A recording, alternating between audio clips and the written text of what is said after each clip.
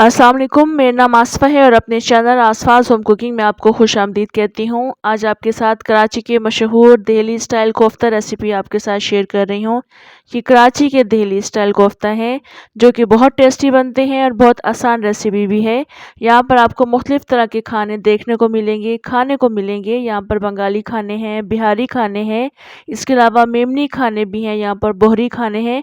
इसी तरह से दिल्ली खाने भी यहाँ पर हैं, जो कि दिल्ली वाले यहाँ पर रहते हैं तो बहुत टेस्टी मज़े के खाने होते हैं उनके भी।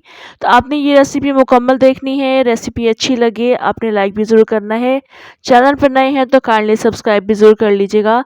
तो चलें मज़ेदार से कराची के मशहूर दिल्ली स्टाइल कोफ्ता रेसिपी बनाना शुरू करते हैं।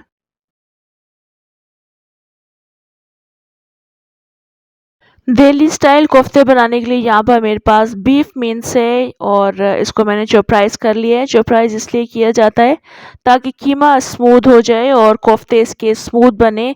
इसके लिए हम इसमें प्याज शामिल करेंगे। ये भी चॉपराइज़ की हुई प्याज है और मैंने इस प्याज का पानी नहीं निकाला है। प्याज को एज़ इट इज़ शामिल करेंगे। एक दरमियाने साइज़ की प्याज थी।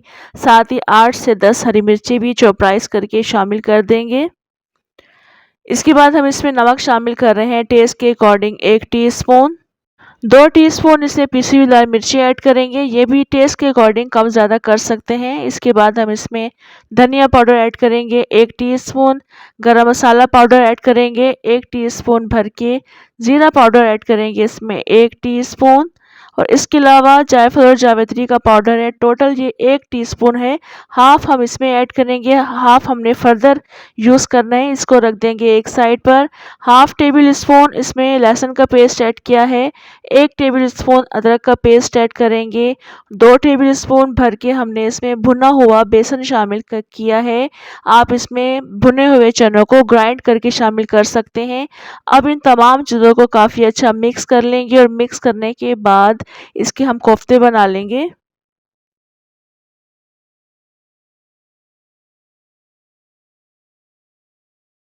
यहाँ ये कीमा मैंने काफ़ी अच्छा मिक्स कर लिया है और इसके बाद हम इसके कोफ्ते बनाते रहेंगे, साथ में रखते जाएँगे। कोफ्तों की जो साइज़ है, आप अपनी मर्ज़ी से छोटा या बड़ा बना सकते हैं। अब यहाँ पर मैं दिल्ली स्टाइल कोफ्ता बना रही हूँ तो इसमें भी काफ़ी ज़्यादा वैराइटीज़ होती हैं, जिस तरह से बंगाली खाने हैं, बिहारी खाने हैं, मेमनी खाने हैं या बोरी खाने हैं। तो कोफ्ते हर तरह अपने अंदाज़ में हर कोई बनाता है, तो ये दिल्ली स्टाइल कोफ्ता है और इसमें भी काफ़ी ज़्यादा लोग अपने अंदाज़ में इसको बनाते होंगे। जिस तरह से मैं बना रही हूँ, आपने ये रेसिपी भी ज़रूर ट्राई करनी है, बेहद लज़ीज़ रेसिपी है। तो अभी आप देखिए मैंने इस कोफ्ते को काफ़ी स्मूथ कर लिया है। इस तरह से तमाम कोफ्ते बनाकर हम रखते जाएँगे।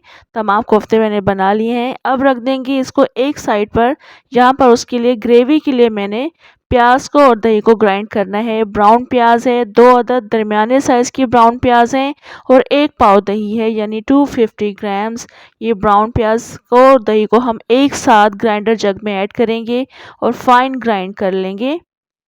अब यहाँ पर हम इसकी कुकिंग स्टार्ट करेंगे। यहाँ पर 1 कप ऑयल है, इसी ऑयल में मैंने प्याज को ब्राउन करके निकाल लिया है। तमाम साबुत गरम मसाले और 3 हरी इलायची मैं इसमें ऐड कर रही हूँ और उसके बाद हम इसमें वो ग्राइंड किया हुआ मसाला शामिल कर देंगे, यानी ब्राउन प्याज और दही एक साथ जो हमने ग्राइंड कर ली थी। ग्राइंडर जब को भी हम थोड़ा सा पानी डालकर साफ़ कर लेंगे, इसको अच्छे से मिक्स कर लेंगे।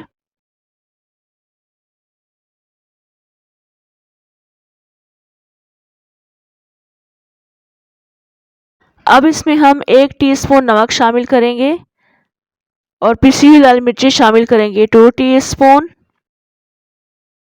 क्वार्टर टी स्पून इसमें हल्दी शामिल कर देंगे। धनिया पाउडर इसमें ऐड करेंगे 2 टीस्पून। ज़ीरा पाउडर ऐड करेंगे इसमें 1 टीस्पून। इसके अलावा जो हाफ़ हमने जायफल और जावित्री का पाउडर बचा लिया था, हाफ़ टी स्पून वो ऐड कर देंगे। मिक्स करेंगे इसको।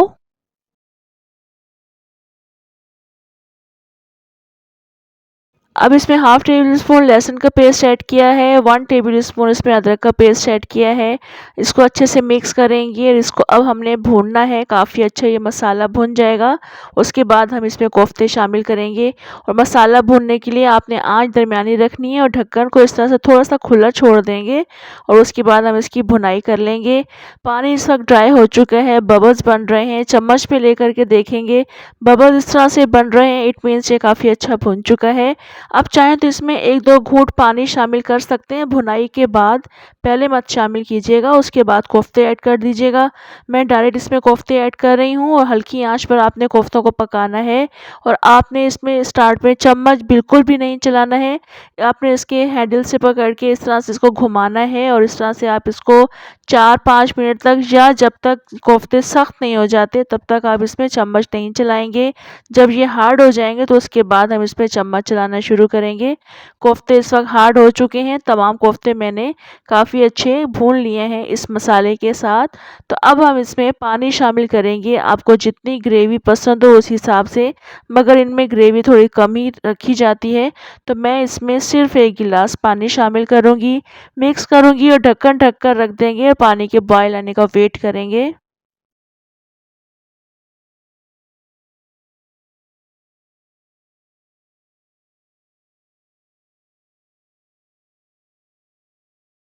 पानी में इस वक़्त 4-5 बॉयल आ चुके हैं, चूल्हा बंद कर देंगे और उसके बाद हम इसमें हरा धनिया शामिल करेंगे, पिसा हुआ गरम मसाला शामिल करेंगे, मिक्स करके रखेंगे और कुछ देर के लिए ढक्कन ढक देंगे, उसके बाद फिर इसको सर्व करेंगे।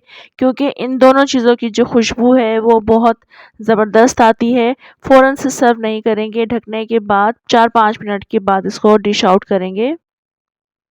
जहाँ पर आप देख सकते हैं माशाल्लाह कोफ्ते भी बहुत अच्छे बने हैं और ये ग्रेवी भी बहुत ज़बरदस्त बनी है, बहुत खुशबूदार और बहुत मज़े के ये कोफ्ते बनकर तैयार होते हैं। ये आसान सी और मज़ेदार सी रेसिपी आपने ज़रूर ट्राई करनी है। ये रेसिपी इंशाल्लाह आपको बेहद पसंद आएगी। रेसिपी अच्छी लगे आपने लाइक ज़रूर करना है, कमेंट करके भी आपने ज़रूर बताना है आपको रेसिपी कैसी लगी। इंशाल्लाह नेक्स्ट मज़ेदार सी रेसिपी के साथ दोबारा आऊँगी, तब तक के लिए इजाज़त दें। अल्लाह हाफ़िज़।